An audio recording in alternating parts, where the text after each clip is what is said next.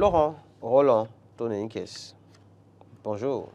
Ahmed Arikpa, bonjour. Amis téléspectateurs, bonjour. Bienvenue. Merci. On démarre par Info Matin, ce matin, puisque c'est le premier quotidien dont le nom figure sur votre fiche à moi transmise ce matin. C'est bien ça? Alors, avec Info Matin, justement, Laurent Roland Tonenques, pour qui roule réellement Bertin Courovi, peut-on lire, membre du bloc républicain, et contre les décisions du gouvernement. Alors, j'ai de la peine que dans ce pays, quelqu'un qui peut-être veut raisonner est pris malheureusement à partie la plupart du temps. Soit il est considéré comme un opposant, soit il est considéré comme étant à la solde d'un camp politique, d'une chapelle politique. Alors qu'en réalité, la politique soutenir un président de la plus haut pouvoir en place ne veut pas dire ne pas reconnaître les erreurs de ce pouvoir et de ne pas dire apporter des réserves par rapport à certaines actions. Et je crois que si nous parlons de démocratie, nous parlons de gouvernance dans nos pays et que nous nous inspirons des modèles européens, malheureusement, parce que c'est souvent le cas c'est ça qui on fait référence au modèle français par exemple, c'est que vous pouvez avoir un ministre du gouvernement qui remet en cause, dans une certaine mesure, une décision de l'ensemble du gouvernement à un moment donné et faire des propositions. Et donc, quand on voit Bertin Courovi, c'est vrai qu'on connaît un peu la posture de celui dont on parle, assez versatile. C'est vrai que sur certaines questions, on peut être d'accord que Bertin Courovi, c'est un monsieur qu'on n'arrive pas à cerner de toute façon. Mais sur la question du Niger, les différentes sorties de Bertin Courovi, si on prend du recul quand on analyse, on fait une analyse assez sérieuse, assez sincère, on se rend compte que le monsieur n'a pas tort de dire ce qu'il est en train de dire et de proposer certaines choses au chef de l'État. Je crois que quand il refuse au chef de l'État de ne pas se mêler d'une affaire d'intervention militaire au Niger, par exemple, il n'a rien dit de mauvais dans une certaine mesure. Quand il dit que en fermant les frontières, que en fait ce n'est pas que les Nigériens qui souffrent, mais que le Bénin aussi souffre et que l'économie du Bénin prendrait un coup, je crois que le dire comme ça, ce n'est pas être contre Patrice Talon. C'est en fait une manière de réveiller Patrice Talon si entre-temps les gens l'endorment pour qu'ils comprennent que au fond, c'est nous qui subissons par les autres. Donc, quand on regarde la posture de Bertin Courovi, il faut être honnête en réalité pour comprendre. De toute façon, même si dans tout ce qu'il dit, quelque part ça va à l'antipode de ce que le gouvernement prévoit, c'est qu'il faut prendre du recul et prendre ce qui est bien dedans. Plutôt que de continuer à penser tout le temps que ceux qui ne s'alignent pas d'office sur la position du gouvernement sont des opposants ou bien sont manipulés et sont à la sorte d'une chapelle politique. Je crois que nous avons dépassé cette époque où on pense que quand on soutient un pouvoir, on ne peut plus parler, on ne peut plus porter des réserves par rapport à certaines actions. Nous évoluons et quand on évolue, il faut changer la manière de faire les choses. Donc moi, je n'en veux pratiquement pas à Bertin, encore que il n'a pas de compte à me rendre. Donc, mais je pense que ceux-là qu'il a vilipendé par le passé et qu'il a fini par commencer par encenser et qui lui ont permis de rentrer au pays avec tout ce qui a accompagné aujourd'hui, doivent comprendre que le monsieur, c'est quelqu'un qui met sa bouche, malheureusement. C'est un esprit libre. C'est un esprit, voilà. Bertin Courovi est un esprit libre.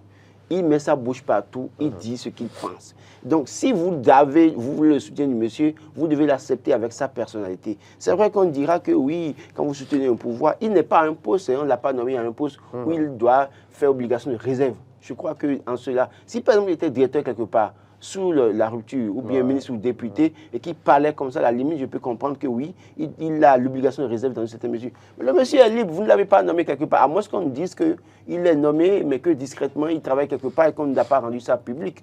Là, je pourrais dire que, ah oui, les gens ont raison de lui faire des reproches. Mais en la matière, là, maintenant, je pense qu'on ne peut pas lui faire des reproches, parce que j'estime fondamentalement qu'il est un esprit libre, il dit ce qu'il pense, et que dans tout ce qu'il a dit jusque-là, il n'a rien dit de grave pour qu'on puisse s'acharner contre lui. De toute façon, la démocratie a besoin de contradictions aussi pour justement, on va dire, s'exprimer pleinement, si on peut dire la chose ainsi. Laurent Roland Tonenques sur le même sujet, sur la crise au Niger, justement. L'affiche du jour titre ce matin, des partis politiques de la mouvance lâchent talon sur le choix de règlement par la force. Est-ce que les gens ont lâché talon? Ça revient ce que je dis par rapport à, comment vous appelez, ce que Diogbenou a dit, en fait, c'est clair. Je crois que cette position est partagée par la grande masse. On a vu également récemment le communiqué de l'UDBN. Oui. Et, en fait, les peuples ne veulent pas de conflit entre le Bénin et le Niger. C'est un peuple uni. Si ce n'était pas le partage de l'Afrique qui a été... ce à quoi on a assisté, la balkanisation de l'Afrique. Si ce n'était pas ça, c'est que le peuple du Niger et le peuple du Bénin, c'est des peuples frères. Parce que vous regardez, il y a des gens qui sont à Malanville, mais dont les enfants vont à l'école dans le Niger. Des gens sont au Niger, les matins viennent au Bénin pour faire des activités. Et c'est la même langue qui est parlée des deux côtés. Donc, à Malanville, parfois, vous avez l'impression de ne plus être au Bénin. Voilà. Et donc, quand on regarde ça, personne n'a intérêt à ce qu'il y ait des conflits entre le Niger et le Bénin, encore moins conflits entre la CEDEAO, le Bénin et le Niger, avec au point d'honneur, en tout cas l'intervention du Bénin. Donc, tous ceux qui le disent ne sont pas ennemis de Patrice Talon. Ils ne lâchent pas Patrice Talon. Bien au contraire, ils montrent la voie sur Patrice Talon en lui disant ce qu'il faut faire, ce qu'il ne faut pas faire. Parce qu'au-delà de tout, Patrice Talon peut dire « je suis le chef, le maître absolu » de la gouvernance au Bénin, je peux faire ce que je veux. Mais au-delà de tout, après, c'est lui qui rendra compte. Et ceux qui l'aiment autour de lui doivent pouvoir lui dire, attention, là où tu vas, là, ce n'est pas bien. Parce qu'à un moment donné, tu porteras, l'histoire gardera ton nom en ces thèmes, et ce n'est pas bien pour toi. Mais au-delà de ça aussi, c'est que quand nous faisons une intervention, qui sont ceux qui vont subir? C'est les populations. C'est ceux-là que vous allez appeler aux urnes, peut-être en 2026, pour voter pour votre candidat, votre dauphin, si vous en avez un. Donc, autant de choses que les gens doivent pouvoir voir. Et donc, quand je vois Diogbenou, quand je vois d'autres personnes, la mouvance, quand je prends le communiqué de l'UDBN, tout ça là, il n'y a rien de méchant dans ces communiqués, il n'y a rien de méchant dans ces prises de position. Je crois que la meilleure des choses, c'est de pouvoir savoir raison garder et d'accepter les réserves portées par ces soutiens politiques. Beaucoup de réserves, en tout cas, donc portées par rapport à une éventuelle, il faut le préciser, intervention militaire au Niger. On a pu le voir aussi dans le courant du week-end, par exemple. Alors, week-end écoulé, ça va de soi. Le Parti des démocrates dans les rues, voilà, pour... Oui, le Parti des démocrates dans les rues, en fait, c'est toujours pour dire à Patrice Talon qu'une intervention militaire n'était pas la meilleure solution. C'était pas la meilleure solution. Mais je crois qu'ils ont fait l'intervention le samedi. Mais les résultats ont suivi. Parce que là où nous sommes, je ne trahis aucun secret en disant que ce n'est pas évident que le Bénin intervienne, en tout cas avec la CEDEAO de façon militaire au Niger. Parce que des décisions ont déjà été prises. Donc, je crois que, sincèrement, oui, il fallait, on ne dit pas d'aller critiquer Patrice Talon, de l'insulter à tout bout de champ, de le critiquer, de peindre à noir tout ce qu'il faut. Mais il faut, et tout ce qu'il fait, pardon, mais c'est de le ramener à la raison pour dire, attention, c'est vrai, vous êtes maître absolu du Bénin jusqu'en 2026, mais dans une certaine mesure, nous estimons que tel que vous vous comportez, ce n'est pas bien pour vous, ce n'est pas bien pour le peuple. Et donc, si le chef de l'État, à un moment donné, parce que il y a autour des chefs, il y a toujours des gens, des va-t-en-guerre. Ceux-là vont dire au chef, écoute, il ne faut pas les écouter, il faut foncer, il faut aller. Mais les mêmes personnes, les mêmes personnes lui diront aujourd'hui, monsieur Patrice Talon, dès que vous serez à Abomey, vous serez à Abomey. Quand vous serez à Grand-Pont, vous serez avec vous. Mais à partir de 2026, les mêmes personnes, Patrice Talon sera à Grand-Popo, ils seront à Sakété. Ils vont le lâcher. Donc, c'est à lui de prendre du recul pour dire oui, même s'il estime qu'aujourd'hui, il a les couilles de certains acteurs politiques entre ses mains et qu'à volonté, il ne peut pas, quand il réagit, il ne peut pas pour autant bouger leur petite queue. C'est pas autant... Vous faites beaucoup de métaphores ce matin. C'est pas pour autant facile pour lui d'estimer que, oui, pour le moment, il a encore les couilles. Vous parlez de couilles, vous parlez de queue. Ce beau matin, poursuivant. De toute façon, il a le contrôle, il a la maîtrise de certains acteurs politiques. Mais cette maîtrise ou ce contrôle des acteurs politiques, est-ce que cela peut durer dans le temps? D'ici à 2026, qu'est-ce qui va se passer? Est-ce qu'à partir de 2026, 2025, vous savez, le peuple béninois est assez terrible parce que quand Kékou est venu en 1996, quand il a fini le premier mandat, les gens ont dit, bah, écoutez, il n'y a pas de problème, pour le second mandat, il peut faire tout ce qu'il veut, hein, mais on attend on attend pour voir s'il va vouloir faire troisième mandat. Et vous avez pu voir que vers la fin de 2006, tout a changé automatiquement pour qu'on amène l'intrus qui a fini par découvrir la maison en 2006. Et lui aussi, il a fait son premier mandat. Au niveau du second mandat, on a dit, ben, écoutez, la Constitution dit qu'il faut faire 2 mandats, donc ne le gênez pas, il n'y a pas de problème. Il peut supprimer tout ce qu'il veut. Et oui, justement, à l'époque, tout s'est passé où on a eu le chaos historique. C'est la même chose qui s'est passé avec Patrice Talon. Il a fait son premier mandat, il a dit qu'il ferait un mandat. Après, les gens ont suscité, il est revenu pour dire qu'il sera candidat en 2016, il a été candidat. La Constitution est claire, il ne peut être président en tout cas candidat plus de 2 fois de sa vie. Donc, les gens l'attendent à ce niveau. Et donc, à partir de 2025, les mêmes personnes qui sont prêtes à venir lui lécher les bottes à la maison, se coucher par terre, en tout cas, et lui faire allégeance à tout, lui-même jurer leur vie, en tout cas le sacrifice de leur vie dans cette mesure, les mêmes personnes peuvent se lever à partir de 2024-2025 pour le vilipender, le lâcher, parce qu'ils savent qu'ils peuvent avoir en ce moment, parce que Patrice Talon étant à la fin de son second mandat, ils peuvent avoir le soutien du peuple dans une certaine mesure et maintenant commencer par vilipender Patrice Talon. Non, c'est à Patrice Talon de se réveiller, de se dire, écoutez, je suis en train de finir mon mandat, qu'est-ce que je dois faire pour être célébré à la fin du mandat plutôt que de passer par la petite porte. Ainsi que voulu, justement, parce qu'on se rappelle encore de ces propos du chef de l'État. Justement. Être célébré à la fin. C'est sa volonté. Hein. C'est sa volonté.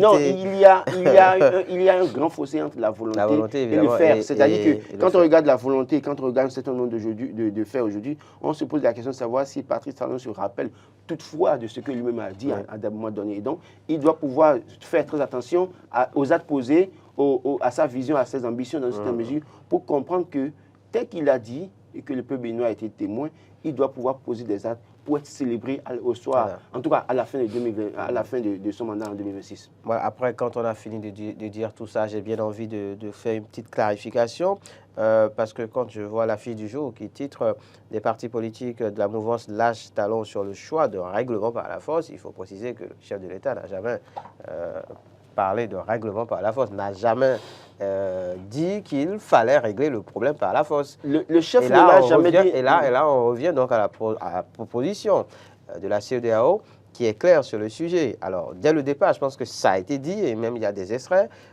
qui existent, hein, la vidéo existe, où on a vu le chef de l'État dire clairement que la CEDEAO était prête donc, à utiliser tous les moyens, si besoin, recourir à la force pour... Donc, le chef l'a dit. Oui, voilà. Donc, si besoin, mais il ne s'agit pas d'aller régler le problème par la force. Il faut nuancer. Il faut nuancer, je suis d'accord. Et la nuance existe justement dans les propos du chef de l'État. Malheureusement. Donc, il faut qu'à un moment donné, les gens comprennent.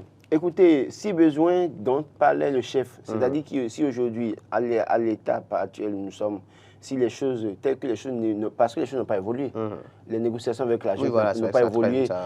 Et donc, s'il n'y avait pas les réactions des acteurs politiques, des populations qui ont commencé à manifester pour dire nous sommes contre, c'est évident que peut-être qu'on aurait assisté déjà à une intervention forcée dans une certaine mesure. Donc, aujourd'hui, quelque part, les prises de position, les déclarations, les rappels, dans une certaine mesure, ont contribué à faire fléchir la CEDEAO et notamment le chef, pourquoi pas. Admettons qu'à un moment donné, si on devait suivre le calendrier de la CEDEAO, et puisque la junte n'a pas voulu collaborer, à l'heure actuelle, on serait peut-être en train d'observer peut-être une intervention militaire. Oui, évidemment, si la CEDEAO était autant va-t-en-guerre qu'on l'a décrit. Parce que je pense que la CEDEAO avait parlé d'une semaine. Donc, non, mais moi, imaginez bien. Je crois que quand ils avaient sorti ce communiqué, quand ils avaient sorti ce communiqué, j'étais là à dire en réalité qu'ils ont sorti un communiqué, mais ça n'aboutira à rien. C'est vrai que on m'a traité de ce qu'on peut. Allez, on va sur le même sujet, on va finir par ce titre de Dynamisme Info qui met fermeture des frontières avec le Niger. Et si les autorités béninoises faisaient le point de l'impact économique?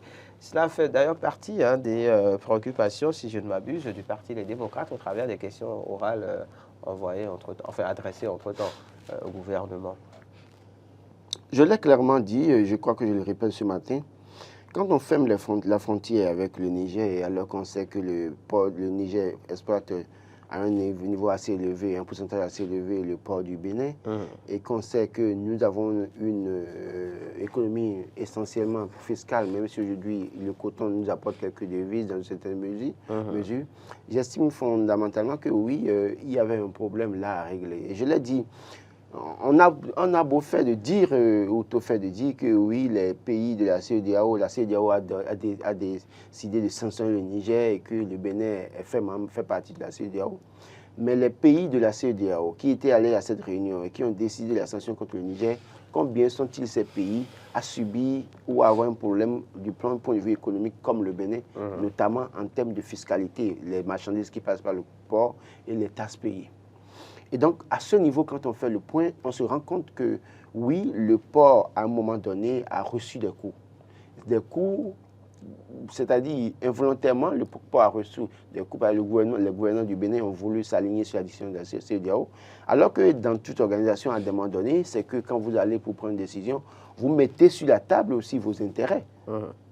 Parce qu'on ne me dira pas le contraire. Vous avez un problème avec la France des États-Unis. Au-delà de tout, les gars là vont vous dire, attention, ici, si nous faisons ça, voilà ce que nous perdons. Si nous prenons telle mesure, voilà ce que nous perdons. Et ensemble, maintenant, finalement, puisque nous perdons des choses et que ça va porter un coup à notre économie, nous réfléchissons autrement pour dire, voilà les mesures à prendre pour éviter que nous ayons à subir pire que les autres que nous voulons sanctionner. Donc, c'est de ça qu'il est question. Et quand vous regardez un peu, je l'ai dit hier, du côté du Togo, quand les gens prennent par le Togo, on a tout fait de penser qu'il faut traverser tout le Burkina Faso avant d'aller au Niger. C'est un faux problème. Il y a un raccourci quelque part au niveau du Burkina. Vous passez par, du Burkina. Pour aller au Niger, c'est à moins de 160 et 100 km. Alors, les gens, est-ce qu'ils n'ont pas suffisamment cette information? Aujourd'hui, les gens passent par le port de Lomé. Les gens passent par le port de Lomé. Parce qu'aujourd'hui, il n'y a pas de fermeture frontière entre le Burkina Faso et le Niger. Et le Niger. Donc, du coup, les marchandises passent par le Lomé et vont au Burkina Faso. Le Burkina Faso étant un pays qui soutient la junte au pouvoir, ouvre ses frontières, doit ouvrir ses frontières et fait des affaires avec le Niger. Donc, finalement, qui perd? C'est le Bénin qui perd du point de vue économique. Alors, maintenant, quand on ne met pas tout ça dans la balance, quel est l'intérêt qui sous-entend le suivi ou bien la prise de cette décision ou la mise en application de cette décision de la CEDEAO par les autorités béninoises? L'intérêt supérieur, justement, de la sous-région. Mais c'est ce que je dis. C'est ce que je dis. De la sous-région, la stabilité dans la sous-région, la promotion des pratiques démocratiques. C'est ce que je vous dis, Ahmed Arekpa. Oui. En toute chose, vous parlez de l'intérêt, excusez, l'intérêt supérieur de la sous-région. Mais dans l'intérêt supérieur de la sous-région, chaque pays a ses intérêts. Évidemment. Et donc, les autres pays, on fait des ajustements. Les autres pays qui sont les va-t-en-guerre qui disent qu'il faut appliquer les décisions de la CEDEAO, n'ont pas de problème directement avec le Niger. Ils ne subissent pas autant. Regardez le nombre de camions stationnés là, les marchandises détruites, pourries aujourd'hui. Regardez les transporteurs, des sociétés ont dû mettre des gens au chômage technique dans ce pays à cause de cette situation.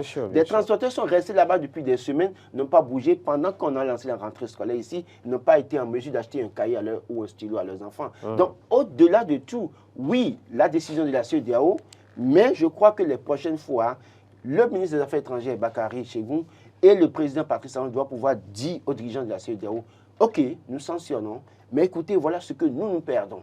Vous ne perdez pas ça. Nous perdons ça. Nos populations souffrent à cause de ça. Nous estimons que, vous avez dit que vous allez geler les avoirs des gens de la junte au pouvoir. Vous avez fait c'est déjà un pas. Geler les avoirs du Niger à la BCEAO, c'est déjà un pas.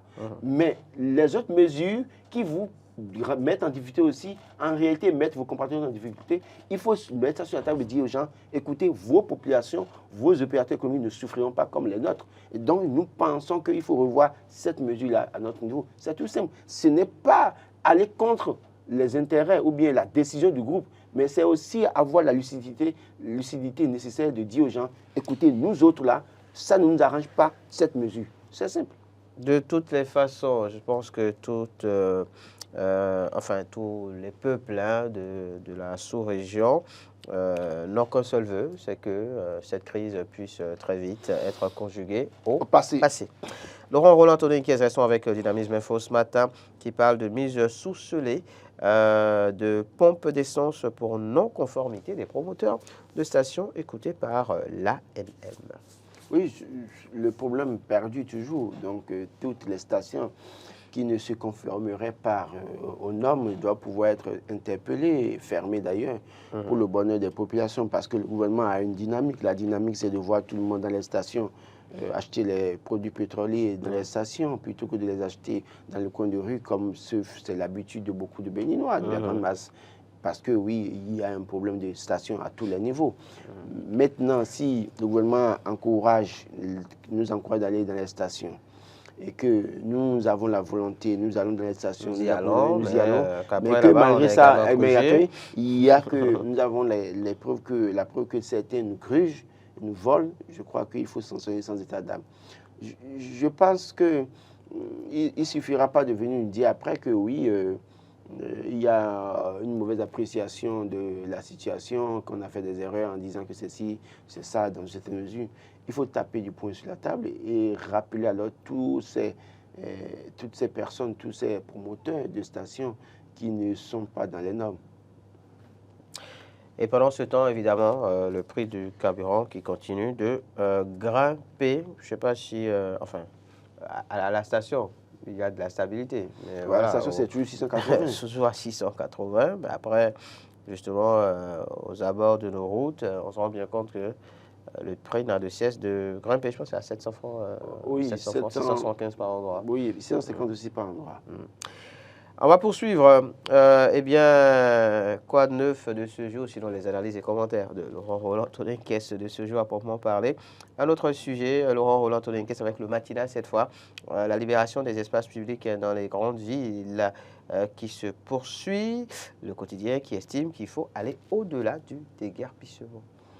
Bon, je veux bien comprendre ce que le journal veut dire par aller au-delà du déguerpissement, mais moi, ce que j'avais déjà dit depuis lundi, ou le mardi, c'est que, notamment quand on casse, c'est qu'on a prévu quelque chose. C'est-à-dire, quand on avait fait les premières casses avec le préfet tout bouillant, Modeste Boula, on avait prévu que les artères seraient aménagées et que le Bénin ressemblerait aux rues de Hong Kong ou bien de Chicago, peut-être, c'est ce qu'on nous avait promis à l'époque. On a cassé, et puis des années plus tard, rien, ni fi. Silence radio. Les gens ont recolonisé les artères, et puis on se lève encore aujourd'hui pour casser. Oui, casser.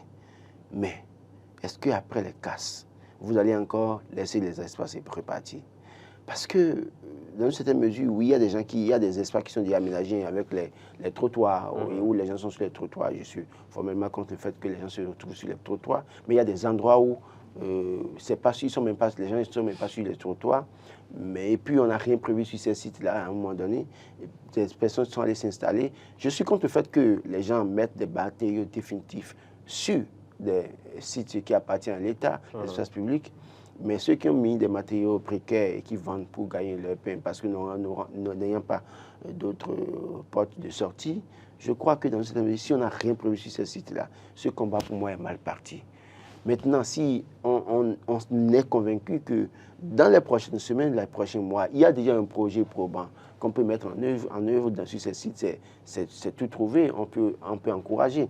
J'ai pu lire à la une de Info Matin que des politiciens calculateurs soucieux de conserver, de protéger l'électorat. Le préfet Kodia donc prend ses responsabilités. Ce n'est pas protéger écoutez, les politiciens qui ne pouvaient pas casser les gens, rien ne prouve que celui qu'on veut casser là soutient le politicien, le maire par exemple. Oui, sauf que par calcul justement, par crainte de devoir peut-être subir, on va dire, le contre-coup de certaines décisions, justement, les décisions ne sont pas prises par ces politiques. Info Matin dit donc que oui, le préfet Kodia, en tout cas, lui prend ses responsabilités. Je vous donne un exemple simple. Le maire de la commune d'Abonklavi, Angelo Arondinou, a été élu dans l'arrondissement de Bodomé. Les casses sont opérées actuellement dans Calavi Centre, à Kassato et autres. Il n'a rien à voir avec les électeurs de Kassato ou de Calavi. Donc, quand il vient casser là, il va casser, rien ne va se passer, parce qu'il ne viendra pas leur demander le suffrage en 2026. Vous imaginez un peu. Donc, je pense que ce n'est pas exactement la même chose. Le problème, c'est que, oui... En tout cas, ici, on parle du préfet. Oui, non. En fait, Il parle des politiciens qui sont calculateurs, mais que le préfet maintenant prend ses responsabilités. Et donc, quand on dit que les autorités, les élus, les politiciens sont calculateurs, le maire n'est pas un élu de l'arrondissement central de Calavi, n'est pas un élu de l'arrondissement de la Kassatou, par exemple. Si à Godomé, ce qui est dit là, ça peut être justifié parce qu'il est élu à Godomé. Encore que les cas sont interviennent beaucoup plus au niveau des abords de la Kassatou à Calavi, beaucoup plus au niveau des grandes voies. Donc, je pense que ce n'est pas une question de calcul, mais c'est une question d'humanisme et de se tenir compte, peut-être de se mettre à la place de certaines personnes qui se trouvent aux abords des voies et de voir comment les sensibiliser, les reculer. À un moment donné, les gens le font, même le préfet dont on parle qui serait face à ses responsabilités. Est-ce que le préfet aussi a en fait la paix nécessaire, la paix intérieure, d'aller casser les gens comme ça, en voyant les bonnes dames pleurer, les artisans pleurer, supplier, se mettre à genoux? Il faut pas être... Moi, je pense que quand on est assez humain, quand on voit ça, on souffre, on a du mal. Jusque parfois, on a aussi envie d'affirmer son autorité. Et on a besoin de résultats. Oui, on a envie tel résultat. C'est un mal pour un bien. C'est un mal pour un bien. On a envie d'affirmer son autorité. On a envie de montrer. On a envie de montrer au boss qu'on travaille. C'est tout parce qu'on sait que. Oui, mais il n'y a pas que ça. Il n'y a pas que ça forcément. Vous savez. C'est un mal pour un bien. Quand vous regardez les préfets là. Le bel exemple est celui, par exemple, le bel exemple est celui de Cotonou, juste en face du CEG Rohira. Vous vous rappelez, à une certaine époque, à quoi ça ressemblait? Oui. Et aujourd'hui, vous voyez à peu près à quoi ça ressemble. Ça, c'est un très bel exemple. Donc, on a besoin de ce genre d'exemple. On a besoin que ce genre d'exemple se répète. Ça, c'était l'expérimentation qu'on nous a vendu. Un autre exemple, toujours à Cotonou, et dans la même zone pratiquement, à Ibatin. Je ne sais pas si vous voyez un peu au niveau des rails, un peu avant le commissariat, donc, je pense que c'est à Ibatin ou Sinoutin. Vous verrez que là aussi, eh bien, on a rasé ces vendeurs et vendeuses qui étaient positionnés. Aujourd'hui, c'est beau. C'est beau, c'est clair. Et le paysage est joli et on se demande même si on est toujours justement dans le même quartier. Non. Donc oui, ça, ce sont de bons exemples. C'est des exemples à répéter. Mais les exemples que vous citez, c'est ce qu'on a réalisé à l'époque pour nous montrer que c'est ce qu'on voulait faire au niveau des artères. Mais quand on a fait ça, après ça, on a fait quoi encore ailleurs? C'est tout ça, je parle. Je l'ai dit que si vous avez prévu quelque chose, vous cassez, vous faites, et les gens se rendront compte que, ah oui, c'est bon. Mais vous les cassez, vous ne mettez rien, et puis après, tout est là. Ça, vous voyez les routes zèbres là, personne pour venir sacler, pour aménager, tout ça là. C'est de ça, moi, je parle. Il faut en tout cas aller un peu plus loin, je suis tout à fait d'accord. De toute façon, ça permet au préfet de sortir de leur bureau et de venir sur le terrain. Donc, ça permet au préfet de prendre ses responsabilités. De sortir de leur bureau. Roland Tonnet, de se dégourdir un peu les jambes. Mais non, ce n'est pas de cela qu'il s'agit. Le préfet Kodia prend ses responsabilités. Bon. Voilà, c'est un mal pour un bien. C'est pas facile à faire. Justement, et je suis sûr que ce n'est pas facile non plus pour lui. Non, je l'ai dit. Il le fait peut-être à contre-cœur, mais voilà, c'est aussi ça parfois, quand on est préfet. Quand nous l'étions. Non, plus sérieusement. Moi, je sais que de toute façon, notre ami Roula, à qui on a interdit de prendre des décisions à Cotonou, au moins, a quelque chose à mettre sous la dent. Ça lui permet de passer au niveau des quartiers de Cotonou et de casser et de montrer qu'il est encore là. C'est également le cas. C'est également le cas, par exemple, à Porto Novo, je pense qu'il y a un quotidien qui en passe ce matin, parlant justement donc, de Maria Cotrossou, qui également mène ce combat-là. Allez, autre fait d'actualité, Laurent Roland Tonenquez, rattaché cette fois-ci au monde du sport, sinon des sports, si vous le voulez. On va parler 50e championnat du monde de pétanque. Le quotidien Matin Libre a titré ce matin « Une euphorie sur un goût d'inachevé ». Ouais, je crois, je l'ai dit, les boulistes béninois ont fait parler le Bénin, notamment la paire Laïma Sambo et Marcel Betaglé qui ont réussi à avoir la médaille d'or en doublette, doublette mixte. Et malheureusement, Marcel Bior et Marcel Betaglé n'ont pas réussi à avoir le titre de champion en doublette homme dans une certaine mesure. Au niveau des titres de précision aussi, un certain nombre de choses, le Bénin n'a pas réussi à avoir les médailles. Mais déjà, j'estimais que ce ne serait pas bien de voir les champions sur Sanelli à Cotonou. Je l'ai dit le lundi. Et malheureusement, je me rends compte que hier, on leur a donné des motos. Et je crois que je vais être clair ce matin. Oui. Écoutez, une voiture aujourd'hui coûte combien? Parlons sincèrement. Les ministres là, qui sont allés donner moto là, les autres qui sont allés donner moto là, eux, ils ont des véhicules qui coûtent plus de 10 millions. Ils savent qu'il y a des véhicules maison qu'on peut acheter aujourd'hui à 5 millions, 6 millions à Cotonou. Ça coûte quoi d'acheter ça aux champions, de les motiver, de motiver d'autres personnes à aller se sacrifier? Et on le prend dans quelle caisse cet argent? Donc vous allez me dire encore que pour ça, il n'y a pas l'argent dans la caisse de l'État. Non, mais c'est une question que je vous pose. Mais l'argent que vous avez pris, l'argent que vous avez pour acheter les motos là, vous avez pris ça où? Justement, c'est une question de rationalisation. On ne me dira pas que l'argent finit. Il faut rationaliser non. Quand il s'agit des autres, la dépense publique. Ah, donc quand il s'agit des autres, vous pensez qu'il faut rationaliser. Ah bon. Mais quand il s'agit de vous, vous ne rationalisez pas. Ah non. Qui vous dit qu'il n'est pas fait justement de rationalisation à ce niveau. Laurent Roland-Tonné. Parlons sérieux. Mohamed Arikpa. Vous savez que le risque en conduisant une moto pour un accident est élevé par rapport à une voiture. Bien sûr, mais c'est déjà un effort. C'est un effort ou pas? Ceux-là qui sont champions du monde, un petit véhicule de 5 millions, ce n'est pas impossible. S'ils veulent, ils n'ont qu'à aller acheter même un véhicule d'occasion 3 millions sur les parcs là, et de leur donner ça. Et de les mettre en sécurité, de leur permettre de... Attendez, vous savez, il y aura un autre championnat du monde.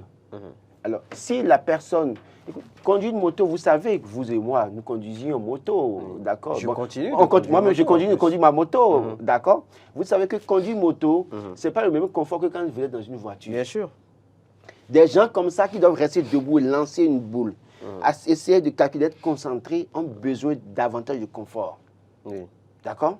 Et donc, ce n'est pas sur ces motos qu'ils auront davantage de confort pour maintenir ce titre-là au prochain championnat du monde. J'estime que tous ceux qui ont fait l'effort, attendez, laissez-moi finir. Vous m'envoyez désolé, Laurent. Attendez. Bon, comparaison n'est pas raison, mais vous imaginez quelqu'un qui n'avait pas de moto, à qui on offre une moto, et vous estimez qu'on ne lui offre pas un confort? Écoutez, vous n'êtes pas sérieux, Laurent. Vous pensez que ces gens-là n'ont pas de moto? Je ne sais pas. Et je sais aussi qu'il y a une enveloppe. Alors, on ne sait pas ce qu'il y a dans l'enveloppe, justement. On ne sait pas ce qu'il y a dans l'enveloppe. Non, écoutez, on ne sait pas ce qu'il y a dans l'enveloppe. Cessons de faire les choses de cette manière dans ce pays. Et de toute façon, et ça, c'est ma position. Je défendais ça même si je suis devant Patrice Talon ou de toutes les façons. Je leur dirais, la question là, vous pouvez donner une moto aux autres membres, mais les champions tout au moins, donnez-leur 2 petits véhicules, petites voitures là, pour leur confort, au moins ne serait-ce que pour encourager d'autres personnes, pour que ces personnes comprennent que, attention, que quand on fait bien, on est célébré. Je suis d'accord. Parce que à cette allure, qui va avoir envie? Vous pensez que dans cette condition, moi qui ai peut-être déjà une voiture, vous qui avez une voiture là, vous aurez à avoir, si c'est pour aller jouer à la pétanque et qu'après, si je gagne, on va me donner moto encore, alors que moto, j'ai dit acheter moto, et ça c'est du passé, je crois que ça ne répond à rien. Il faut motiver par des actions concrètes. Et l'argent pour acheter une voiture, attendez, pour célébrer ces champions, ça ne... On a vu avec quelle euphorie tout le monde, tout le peuple béninois a célébré ce titre obtenu par Laïma Sambo et Marcel Betaglé. Alors, quand on célèbre tout ça et qu'on se réjouit après une débâcle de guépards footballeurs, on est en droit de faire bien les choses pour davantage motiver d'autres athlètes du Bénin à comprendre que s'ils feront bien, on va mieux les célébrer. Je comprends votre discours, Laurent Roland-Tonné. Ce que je ne comprends pas, par contre, c'est que vous n'ayez pas, par exemple, commencé par féliciter, ou en tout cas, féliciter le ministre. D'accord? Je n'ai pas félicité parce que... Féliciter le ministre. Je n'ai pas félicité parce que... Déjà, d'accord, pour l'acte posé. Alors, on peut féliciter et après dire, oui, mais on aurait souhaité quand même qu'on en fasse un peu plus. Et pour finir, Laurent, alors oui, le ministre l'a fait. On ne sait pas si c'est c'est l'agent public qui l'a fait. Je ne sais pas. Je ne sais pas, d'accord. Je ne sais pas. Mais après, ce n'est pas que l'œuvre, justement, de l'État, ou ce n'est pas que du devoir de l'État de le faire. Et c'est en cela qu'on peut, par exemple, je comprends totalement votre discours, mais on n'est pas forcément, on ne doit pas forcément tout attendre de l'État. Donc oui, des privés aussi peuvent le faire. Alors, est-ce que des privés peuvent le faire? Le Bénin a organisé... Des privés peuvent le faire si tant est qu'il s'agit d'encourager justement la pratique. Un privé peut le faire. Par exemple, mettre à disposition des véhicules pour ne serait-ce que cette équipe, donc la doublure là, pour que justement ça puisse motiver d'autres. Ailleurs, quand un privé fait ça, c'est doublette, pardon. Ailleurs, quand une entreprise fait ça, l'entreprise a un certain nombre d'avantages fiscaux. Mais c'est possible. Attendez, maintenant, je vous dis une chose. Imaginez, le Bénin a organisé le championnat mondial de pétanque. Et on n'a reçu aucune médaille d'or. D'accord? Oui. Je comprendrais, parce qu'ils n'ont pas fait d'effort. Oui. Mais tout au moins, une paire a réussi à donner une bonne image, à honorer le Bénin. Oui. Cette paire, j'insiste dessus. Et c'est pour ça que je n'ai pas commencé par féliciter. Parce que malheureusement, au début de cette semaine, je disais que ce ne serait pas bien de voir des champions sur moto sanguinaire à Cotonou. Oui, et malheureusement, 2 jours après, on me donne raison. Oui, sauf que vous le dites, mais vous ne mettez pas l'argent non plus à disposition pour acheter des véhicules. Vous ne mettez pas l'argent, justement. Je gagne combien d'argent? Justement. Donc je pense que d'un, il faut féliciter, d'accord? Il faut se satisfaire. Oui, il faut se satisfaire. Monsieur le ministre des Sports, merci pour avoir donné des motos à nos champions. Il faut féliciter, mais vous auriez fait mieux parce qu'ils méritent des voitures. Voilà. Au moins ne serait-ce que pour la paix, Naïma Sambo et Marcel Bétagoulé. D'accord? Donc, monsieur le ministre, merci pour les motos. Voilà. Et pour finir, donc, s'il y a, par exemple, des privés qui veulent encourager la pratique de la pétanque au Bénin, c'est l'occasion de se positionner, d'offrir un véhicule à cette paire-là, à cette doublette. Pourquoi pas? Cela pourrait justement nous aider à avoir plus de médailles lors d'un prochain championnat. Laurent, voilà l'essentiel de ce que j'avais à dire sur ce sujet. On va poursuivre et parler de notre fait d'actualité maintenant. Beaucoup de quotidiens en parlent ce matin. Je prends à tout hasard la une du quotidien le matinal peut-être, voilà. Où il est fait mention ce matin d'un complot contre la campagne agricole 2023-2024, le mea culpa des producteurs. J'ai lu l'information, je veux bien comprendre, connaître ces producteurs qui sont allés faire le mea culpa. Au cabinet du ministre. Parce qu'à l'époque, quand certains producteurs sont allés discuter avec le chef de l'État, notamment du prix du soja, les producteurs, certains sont montés pour dire en fait les autres ne sont pas représentatifs de leur corporation. Et donc, qui sont ceux qui sont allés maintenant présenter encore excuse? Est-ce que c'est des gens... bon, je n'ai pas envie d'utiliser ce terme, mais des gens... L'événement du jour parle d'agriculteurs manœuvrés. Oui, non, écoutez... Ils sont allés implorer le pardon du président de la République. Écoutez, c'est quand même... qu'on comprend un peu ce système parfois.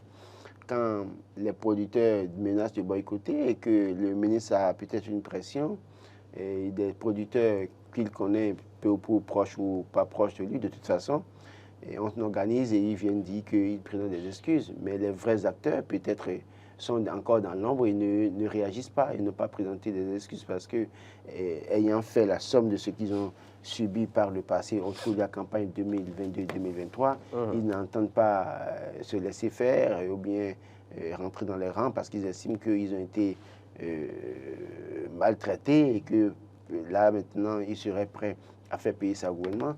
Parce que le problème, c'est que c'est le fait de dire que des producteurs ont fait leur mea culpa, mais c'est de se rendre compte que maintenant, après le mea culpa sur le terrain, les actions n'ont pas suivi. Cela voudra bien dire que alors ce groupe qui était venu faire le mea culpa, ce n'était pas un groupe authentique. Je veux bien comprendre et être sûr que ceux qui sont venus faire leur mea culpa à Cotonou, au cabinet du ministre, ont quitté vraiment les champs de Banikwara, de Pereret, de Membereke, de Sinandé, de Copago. Je veux bien croire que ceux-là sont représentatifs de ces producteurs de Banikwara, Sinandé, Pereret, Kandi, Malanville, comment vous appelez, Basila et autres. Là. Je veux bien croire qu'ils sont représentatifs de tous ces producteurs. Autrement, ce serait peut-être un effet de communication à Cotonou et puis malheureusement le verre sera dans le feu. De toute façon, on ne souhaite pas que les gens boycottent. Je voudrais peut-être appeler les producteurs ce matin, au-delà de ce qu'ils ont subi, de comprendre que c'est le Bénin après tout. Ce n'est pas Patrice Talon. C'est vrai que le pouvoir en place peut mettre en place une nomination qui ne les encourage pas et qui les met en difficulté, une nomination qui les met en difficulté. Mais au-delà de tout, c'est que quand vous produisez, vous avez aussi, la terre ne mange jamais, dit-on. Donc, le peu que l'Éternel a prévu que vous ayez à travers votre production, vous l'aurez. Quitte à vous peut-être de continuer à subir, si tant est que vous devez subir dans une certaine mesure. Mais c'est de considérer que oui, au-delà de tout, c'est le Bénin. Après tout, ce n'est pas Patrice Talon. C'est le Bénin, ce n'est pas Patrice Talon. L'événement du jour parle donc d'agriculteurs manœuvrés. Par qui et à quelle fin, on le saura. Bon, vous savez, dans toute chose, on voit toujours les mains politiques et on vous dira que c'est les démocrates qui sont derrière ça, l'opposition, que c'est Patrice Boniaï qui a fait le tour du Nord tout récemment, que c'est lui qui a parlé aux producteurs. Donc on vous dira que voilà, mais les producteurs aussi, s'ils ne produisent pas une année, c'est un manque à gagner pour eux. C'est vrai qu'ils n'auront pas le bénéfice escompté, mais ils auront quelque chose quand même. Voilà, c'est mieux. Donc autant mieux continuer à se battre. C'est vrai que l'année passée, beaucoup de personnes ont fait des prêts au niveau des structures de microcrédit, au niveau des caisses locales de crédit agricole. Il y a eu des manques à gagner finalement. Qui ont eu des problèmes. J'ai eu les témoignages. Un producteur de glaçons m'a confié que qu'un de ses proches collègues producteurs a dû fuir pour aller s'installer en Côte d'Ivoire parce que n'étant plus en mesure de payer les dettes. Incapacité justement de payer les dettes. Donc c'est autant de choses. C'est pourquoi je dis au gouvernement de revoir aussi sa posture, notamment en fixant les prix des produits, parce que si vous ne subventionnez pas le producteur, et qu'après, c'est vous qui imposez un prix. Il y a mal donne. Si, par exemple, le producteur doit aller acheter des engrais et qu'on leur impose une quantité à acheter, parce qu'on estime que les gens sortent des produits, l'engrais du pays pour les vendre, et pour ça, on refuse de vendre une certaine quantité d'engrais et on limite peut-être certains producteurs à une production donnée et qu'après, on vient encore leur imposer un prix. Je crois que c'est des choses à revoir pour davantage encourager ces personnes qui d'ailleurs n'ont pas, il n'y a pas la mécanisation, des gens sac à la main. Cette dame que j'ai rencontrée à Clavi il y a quelques jours qui fait des produits tropicaux, mais qui fait le soja à la roue. Wow. Et donc elle le fait, elle a des ouvriers, c'est à la roue qu'ils font ça. Wow. Elle n'a pas de machine. Donc elle dit qu'elle a fait 4 hectares l'année dernière parce qu'elle fait les farines de soja pour les bouillies pour les enfants. Et donc c'est elle-même qui produit. Et c'est à la main, elle fait ça. Donc après, quand elle a une quantité à vendre, elle vend le surplus. Mais si on doit appliquer les prix qu'on a appliqués pour la campagne passée, on risque davantage de ruiner les producteurs. Merci à vous, Laurent Roland.